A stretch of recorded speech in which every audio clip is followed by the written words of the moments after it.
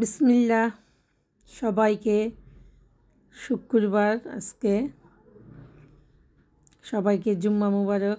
সকাল সকাল রান্নাটা বসাই দিলাম। পেঁয়াজটা ভালো করে গরম তেলে ছাইড়া দিয়া দারচিনি এলাচি দিয়ে দিলাম।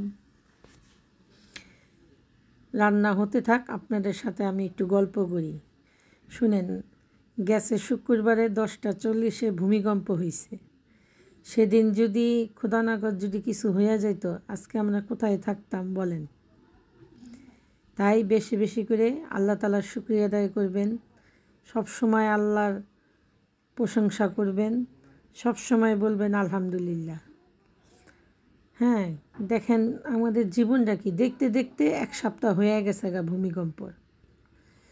এই গেছে শুক্রবার টিভিতে শুনছি একটা ছেলে আর ছেলের মা আর বাবা আর ছেলে, বাবার ছেলে তো স্পটেই মারা গেছে, মানে ওই দেওয়াল ধুইসা, আর ছেলেটাও মারা গেছে। ছেলেটা অনেক মেধাবী, মেডিকেল কলেজে পড়তো। যাক, আমরা আল্লাহর কাছে দোয়া করি তাদের গুনাহগাটি মাফ করে, কবর আযাব মাফ করে আল্লাহ তাদেরকে জান্নাতবাসী করুক। আর যারা অসুস্থ আছে আল্লাহ তাদেরকে সবাইকে সুস্থ করে দেখ, এতটুকুই বলা। এই যে আমি হলুদ মরিচ আদা রসুন যা যা মশলা লাগে গরুর মাংস রাঁধতে সবই দিয়ে দিলাম। আমার ভিডিওটার সাথে থাকবেন। গরুর মাংস মানে যত মশলাটা আপনি ভালো করে কষাবেন ততই ভালো হবে। মানে মশলাটা আপনি একটু ভালো করে কষাইতে হইব, সময়টা নিয়ে আস্তে আস্তে কষাইলে খুব ভালো হয়। আর কি বলবো বলেন। এখন আল্লাহ তাআলা আমাদেরকে সবাইকে মাফ করে দেখ, আল্লাহ আমাদের হেদায়েত করুক। আমরা আল্লাহর কাছে বেশি বেশি করে ক্ষমা চাই, কেননা আমরা মানুষ হয়েও যেসব কাজ করি মাঝে মধ্যে অমানুষও ফেল, পশুরাও ফেল। আর কি,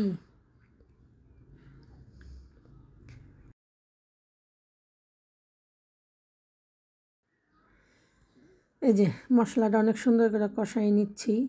মশলাটা যত ভালো করে কষাবেন, আপনার যে কোনো রান্না করলে খাবারটা খেতে অনেক ভালো লাগবে। কেন আদা রসুনের একটা গন্ধ আছে, ওইটা থাকে না। এই কারণে আপনি গরুর মাংস রাঁধেন বা মুরগি রাঁধেন, একদম মশলাটা ভালো করে কষাই নেবেন। আর সময় নিয়ে রান্না করতে গেলে মাথা ঠান্ডা রাখবেন, মন ভালো রাখবেন, দেখবেন রান্না আপনার ভালো হইবই। এই যে মাংস দিয়ে দিলাম, মাংস সব দিয়ে আস্তে আস্তে লাড়া দিব।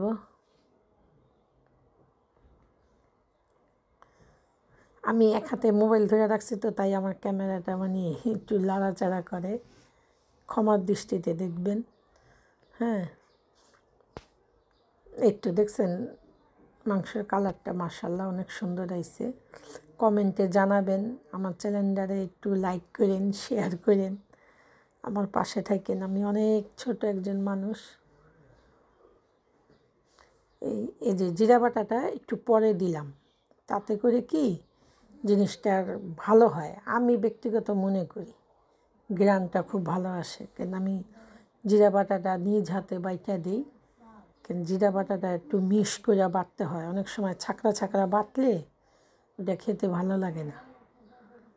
এই তো, আল্লাহ আপনাদের সবাইকে ভালো রাখুক, সুস্থ রাখুক। সবাইকে আবারও জুম্মা মোবারক। আল্লাহ আপনাদের যে যেখান থেকে দেখছেন আমাকে কমেন্টে জানাবেন, লাইক করবেন, শেয়ার করবেন। আল্লাহ হাফেজ।